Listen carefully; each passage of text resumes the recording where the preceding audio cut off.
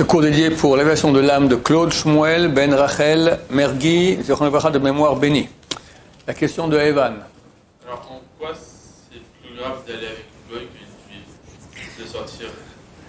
Sortir, ça veut dire avoir une relation, tu parles. C'est quoi sortir? Ouais, la totale. Tu parles, ok. Qu'est-ce qui est plus grave?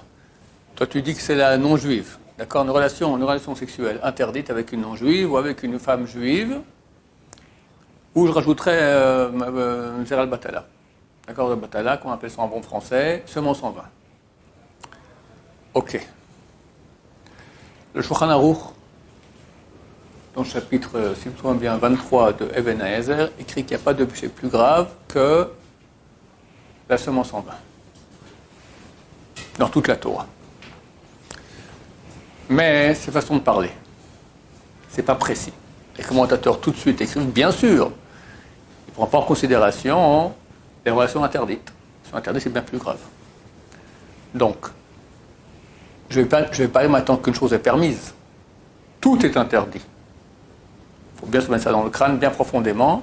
N'est permis qu'une femme juive, qui est notre femme, mariée de façon religieuse sous le dé nuptial, avec un kiddushin et 2 témoins comme il se doit, qui était au mikvé, qui est pure de... Quand une femme elle a une menstruation, à l'âge de 12, 13, 14 ans, elle devient nida. Toute relation avec cette femme-là, même qu'elle n'a plus de menstruation, on va dire la pauvre, à l'âge de 14 ans, elle a eu un problème, tac, on lui a tout enlevé là-bas, elle n'a plus rien. D'accord? Elle n'aura plus jamais de menstruation de sa vie. Cette femme a un statut de nida jusqu'au jour de sa mort.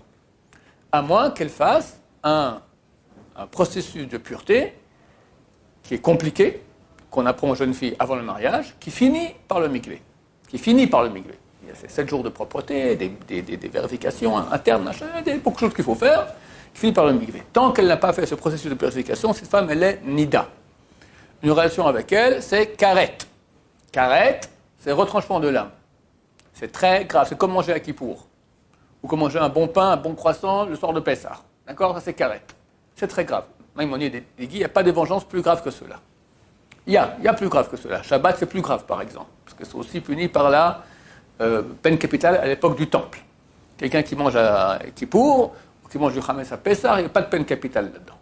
Alors, une femme juive, même la nôtre, ma femme, d'accord, mais maintenant, elle n'est pas dans la période après le mikvé, bien qu'elle n'ait plus de menstruation. Menstruation, on ne parle même pas. Elle a fini, plus de menstruation, elle est propre, d'accord, mais elle n'a pas encore été au mikvé. Je ne sais pas, elle a un problème, des fois, il y a des problèmes, des choses qui empêchent d'aller au mikvé, d'accord? Tout ça, on apprend avant le mariage.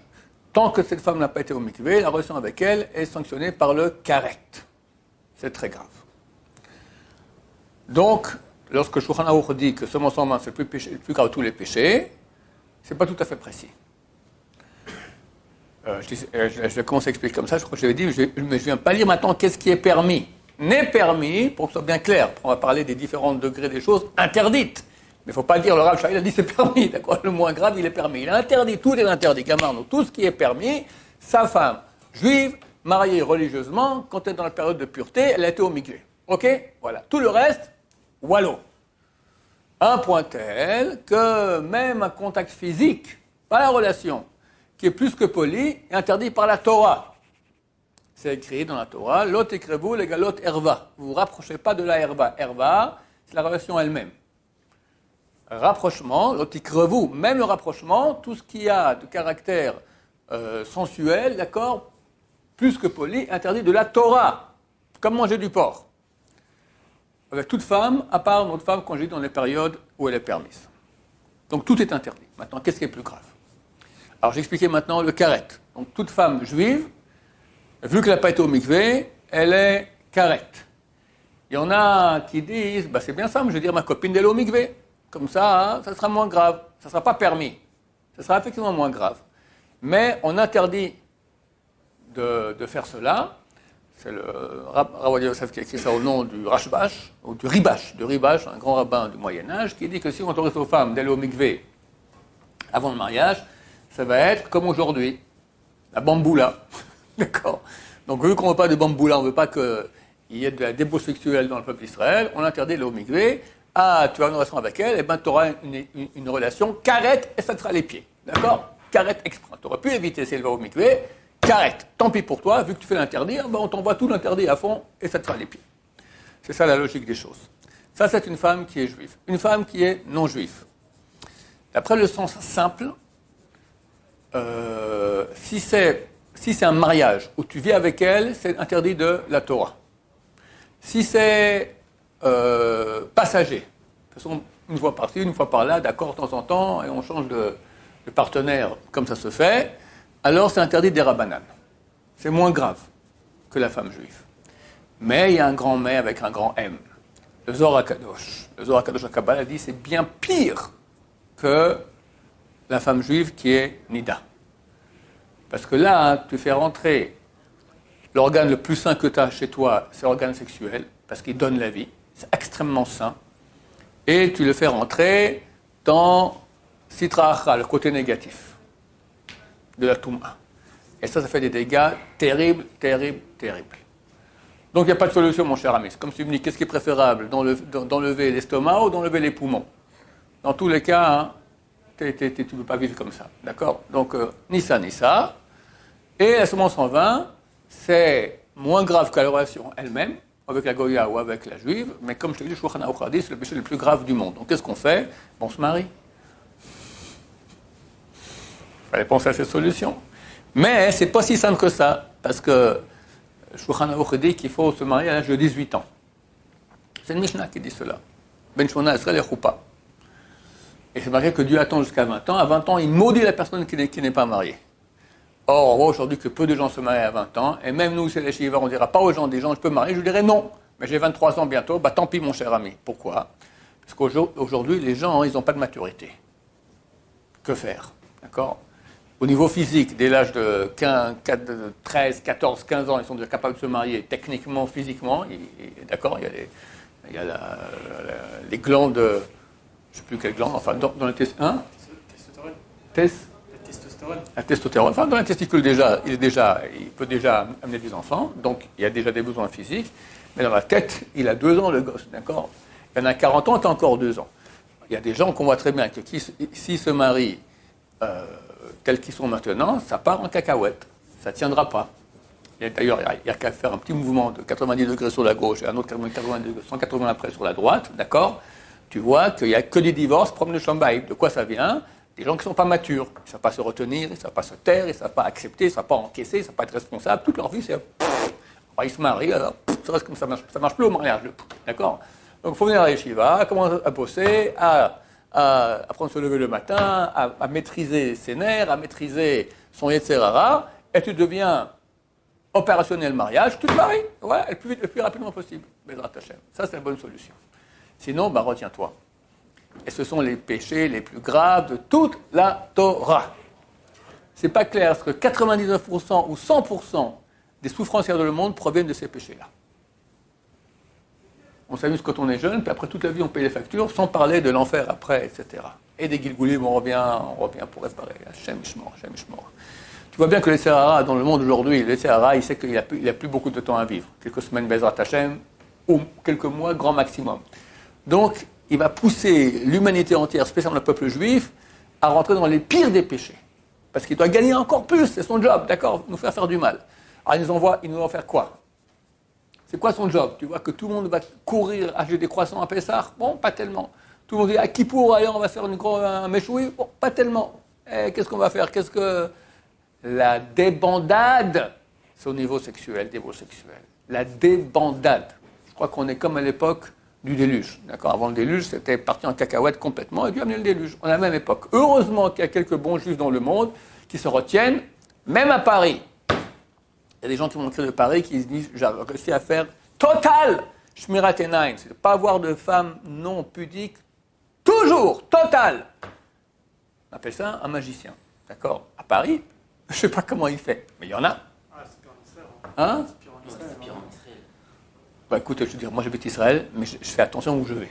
Donc je connais Ramoth. Ouais. Je veux bien croire que c'est pire. Non, je ne sais pas, parce que... C'est chaud. Non, mais en France, il y a des images. Et là, c'est encore pire, c'est vivant. Parce que là, ici, il fait chaud, là-bas, il pleut. Non, mais je t'expliquais. Il fait chaud, etc. Bon, il fait chaud aussi à Paris en été. Mais quand il y a quelque chose d'interdit, quand c'est un ovni, un objet féminin non identifié, d'accord, tu baisses les yeux. Tu peux faire ça. Mais à Paris, quelqu'un qui roule, moi j'ai pris la route des fois à Paris, dans ma jeunesse, d'accord. Alors je roule maintenant sur le périphérique. Du coup, il faut tourner. Bon, quand tu tournes, il faut regarder où tu vas, n'est-ce pas? Puis juste où il faut regarder, tu mets une affiche 10 mètres sur 5, à 3 heures du matin éclairée comme je sais pas quoi, pas un ovni, d'accord? C'est tout à fait identifié, la Easter, terrible. Alors moi, je réflexe du orthodoxe, je ferme les yeux. Mais tu fermes les yeux quand tu tournes, tu deviens un danger public. C'est un problème. Très difficile. J'ai marqué Kibud AVM, honore ton père et ta mère, c'est le 5e des 10 commandements. Ça passe avant, tu ne feras pas l'assassinat, ça passe avant, tu ne feras pas l'adultère, ça passe avant, tu ne feras pas de kidnapping, ça passe avant beaucoup de choses. Qu'est-ce qu'il y a avant? Juste, je suis éternel, il n'y en aura pas d'autre, donc pas d'avodah, pas d'idolâtrie, tu ne prononceras pas mon nom en vain, Shabbat, et 5e commandement, honorer son père et sa mère. Donc c'est super, super, super important. Pourquoi? En plus, c'est dans la table, dans les 2 tables de la loi, il y a la deuxième, c'est la relation entre l'homme et son prochain, la première, c'est la relation entre l'homme et Dieu. Alors pourquoi est-ce qu'on me flanque Kibud AVM, honorer son père et sa mère, dans la première table qui concerne la relation entre l'homme et Dieu? C'est une relation entre l'homme et son prochain. Mes parents, c'est des êtres humains, c'est pas le bon Dieu. Réponse, non, c'est le bon Dieu. L'homme et la femme, quand ils conçoivent un enfant, ils sont associés à Hachem, à égalité pour faire l'enfant. Donc il faut les honorer comme Dieu. Ça, c'est la source du Kibud AVM. Donc ça veut dire que maintenant, quand tu fais un enfant, ou quand tu as une relation avec quelqu'un, tu utilises maintenant une force divine qui te rend égal à Dieu. Alors quand tu le fais dans la sainteté et comme Dieu le veut, tu es égal à Dieu, c'est extraordinaire. Mais quand tu le fais comme Dieu ne veut pas, tu utilises la force de Dieu. Pas que tu vas manger maintenant, quelqu'un il mange du porc, ok, il y a un sanglier, tu as mangé le sanglier, ok, ça va, alors tu as mangé un sanglier, qu'est-ce qu'il y a, le pauvre sanglier, d'accord, et pauvre toi qui a mangé du sanglier. Mais là on parle, tu utilises la force divine que Dieu t'a donnée de créer, et tu l'utilises maintenant dans le mal, c'est un mal beaucoup plus grand. Plus un potentiel est grand, plus le mal qu'on fait avec, il est mal. Quelqu'un qui roule en trottinette, il fait du 20 km à l'heure, maintenant il tombe. Il a dévié, il est tombé. Qu'est-ce qu'il a eu? Un petit bobo au genou, d'accord? Il est dans la navette spatiale, il fait du, je ne sais pas combien, 20 000 km à l'heure, d'accord? Il a dévié un peu de la trajectoire. Qu'est-ce qui se passe? Bye bye. Bye bye. Désintégré, rien du tout, d'accord?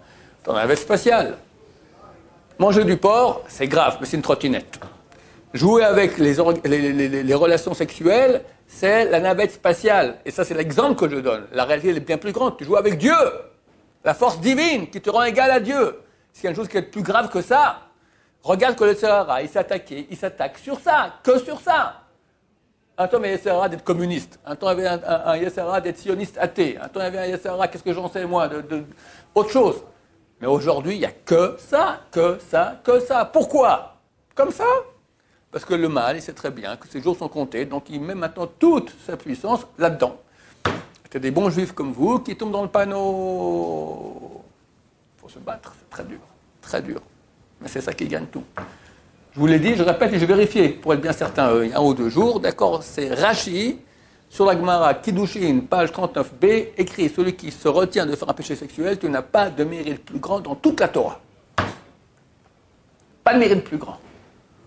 La souffrance que quelqu'un il a de par exemple de se retenir de regarder une femme, etc., ça répare ce qu'il a. Bien sûr, ça répare. C'est une souffrance, ça? Bien sûr, ça répare, bien sûr, c'est une souffrance. Le Rambam, il dit c'est quoi la tchouva totale? Quelqu'un, il dit comme ça, quelqu'un a fait un péché avec une femme. Et après, il fait tchouva. Il dit Dieu, j'ai péché, je regrette, j'arrête. Et il la retrouve de nouveau. Il est avec elle, isolé, au même endroit où il a fait le péché. Et il se retient. Pas parce qu'il avait 20 ans à l'époque et maintenant il a un vieux coulon de 80 ans, il n'a plus de force. Pas parce qu'il a peur des flics ou du frère de la fille qui lui a dit si je te vois encore une fois avec ma soeur, je t'esquinte, d'accord? Il a les mêmes conditions exactement, il se retient à cause de la tchouva. Le Rambam appelle cela une tchouva parfaite. Parfaite. Donc le meilleur moyen de savoir qu'on a été pardonné des péchés qu'on a fait dans le passé, c'est qu'on se trouve dans les mêmes conditions, on se retient. Ça c'est... On se jette va le faire. avec l'eau. Non, personne ne te dit d'aller rencontrer. Écoute, Suzanne, Tu sais, je suis venu religieux maintenant. Viens, on se rend compte, tu te souviens où on était dans l'hôtel là-bas. Viens, on revient, je te prends une chambre et voilà. On ne fait pas ça. C'est que ou Dieu fera cela, ou toi, tu sais que dans ces conditions-là, aujourd'hui, tu retomberais plus dans le panneau. C'est bon, Evan? Alors, on se retient, Bezrat Hashem. Il faut jeter l'appareil. Il faut mettre un filtre. Ah, on t'a piqué. Dieu t'aime, hein, franchement. Baruch Adonai, l'olam, amen, va amen.